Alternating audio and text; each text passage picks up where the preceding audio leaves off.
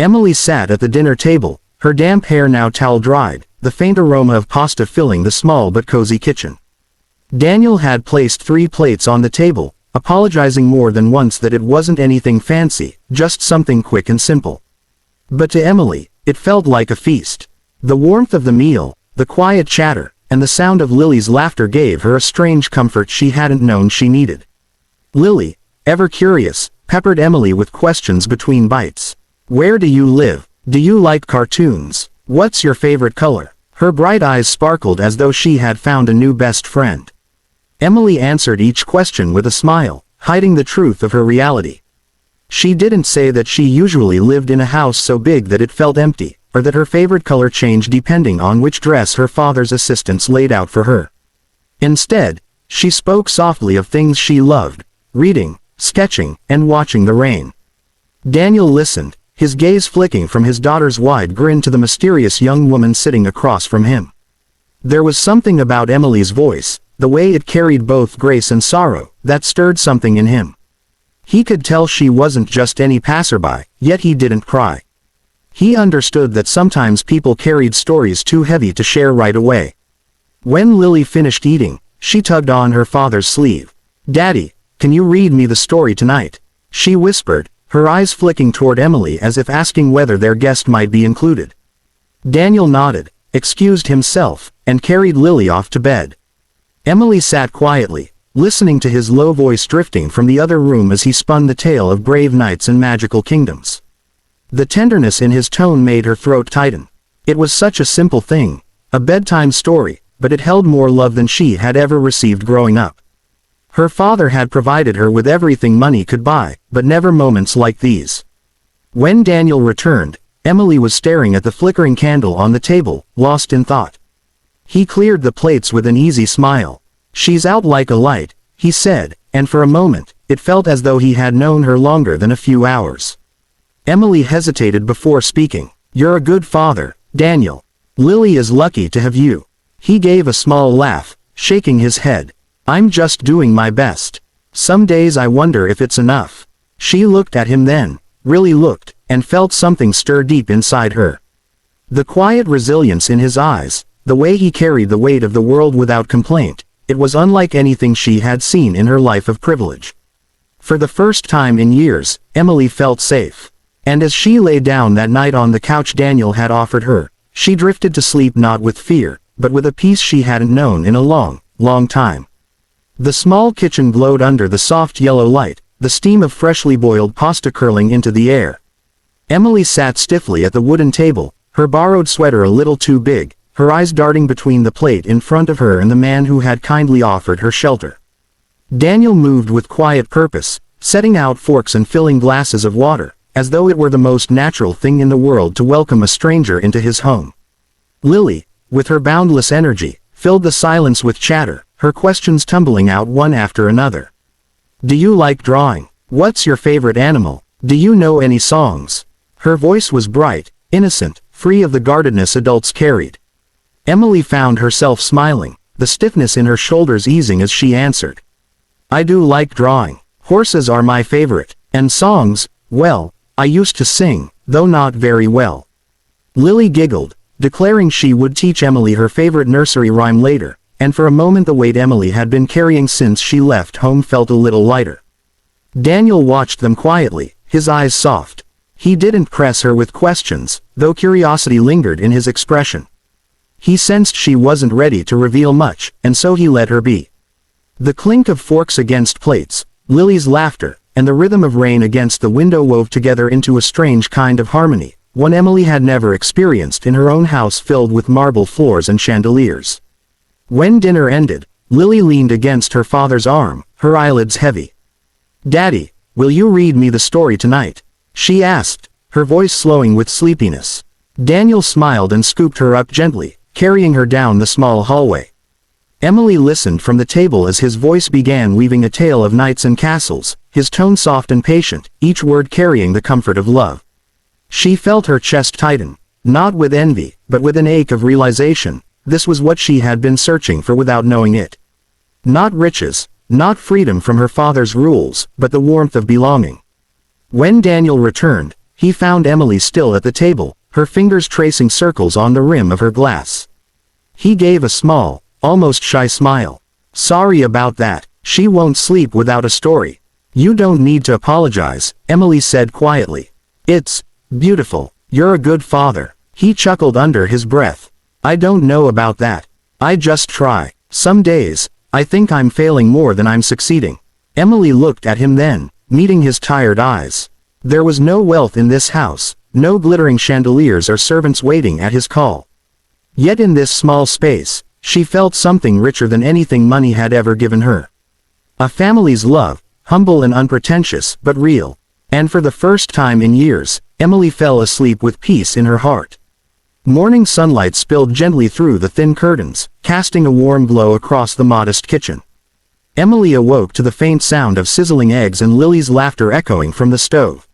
For a fleeting moment, she forgot where she was. It felt like she had stepped into another life, one where mornings were soft, voices kind, and love hung in the air like the scent of breakfast. Daniel glanced up as she entered, his smile polite but warm. "Morning. I hope you don't mind scrambled eggs. It's what we usually have." Lily, perched on a chair far too big for her, waved eagerly. "Emily, sit next to me." The invitation made Emily's heart flutter, and she obliged, feeling oddly at home despite knowing she didn't belong. They shared breakfast as though it were the most natural thing, Lily chattering between bites and Daniel offering occasional quiet remarks. Emily found herself laughing, a genuine sound she hadn't heard from her own lips in months. But beneath the warmth of the moment was a shadow tugging at her thoughts. How long could she really stay here? Her absence would not go unnoticed, not with her father's name and influence. The answer came sooner than she expected. The sharp sound of tires crunching against gravel broke the peace. A sleek black car pulled up outside, its polished frame glaring against the humble setting of Daniel's home. Emily's chest tightened. She knew that car, and the men in dark suits who stepped out confirmed what she dreaded most. The door opened before Daniel could react, and a commanding voice filled the small room. "Emily." Her father's tall figure loomed in the doorway, his tailored suit and stern expression dominating the space. Richard Bennett's eyes were blazing, a mixture of relief and fury.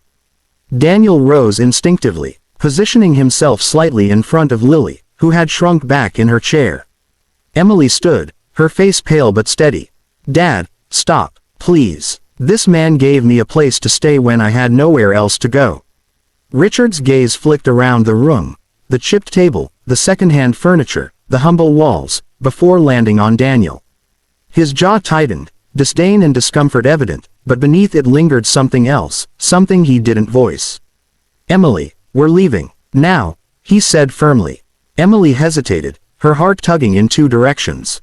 She turned to Daniel, her voice soft but clear.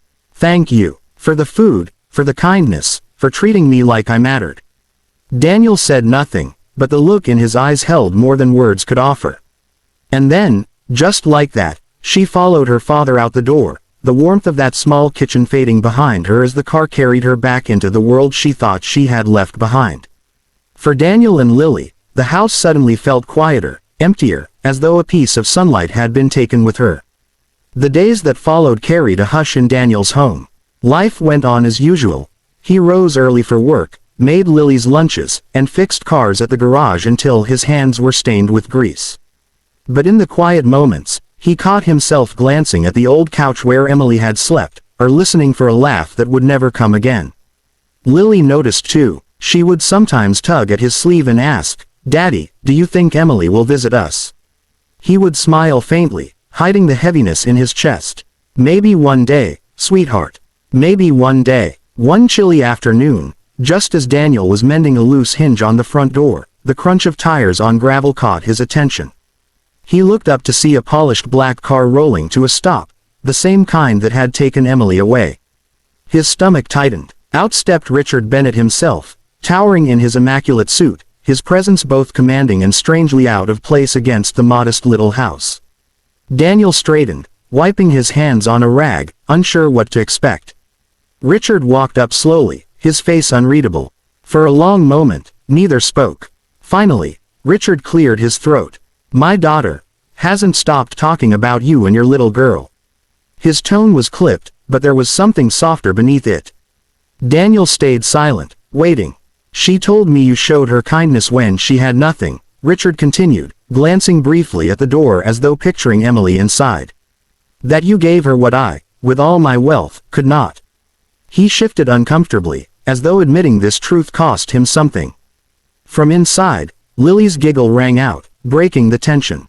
Richard's eyes flickered toward the sound, and for a brief second, the stern mask on his face slipped. He looked almost human, almost fatherly. He reached into his coat and pulled out an envelope, placing it on the small table by the door.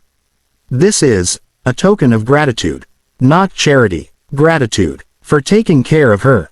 Daniel glanced at it but didn't reach for it. His pride wouldn't let him.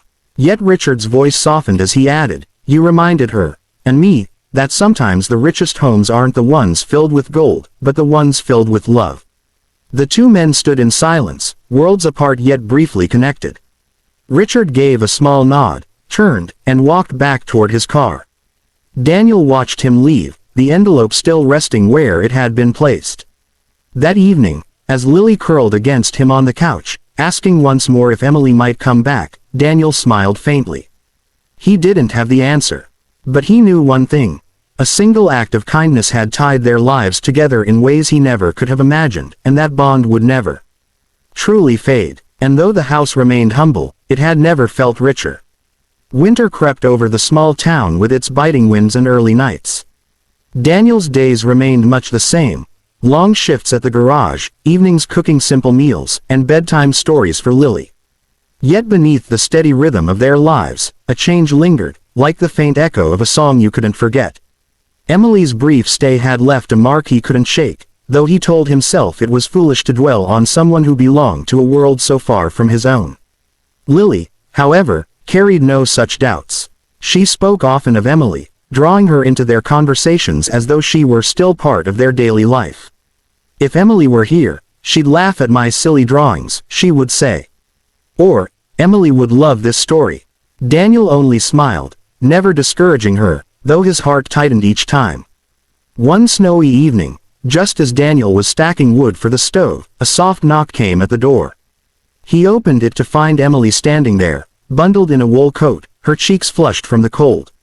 For a moment, words deserted him. She smiled nervously, clutching a small gift bag in her hand. "May I come in?" she asked, her voice almost tentative. The warmth of the house embraced her as she stepped inside. Lily squealed with delight, throwing her arms around Emily as though no time had passed at all. Emily laughed, her eyes shining, and held her close. Daniel watched, his chest stirring with something he couldn't quite name. Over dinner, Emily explained that she had convinced her father to let her visit. He wasn't thrilled, she admitted with a wry smile. But he's learning to listen. Slowly, her gaze softened as she looked at Daniel.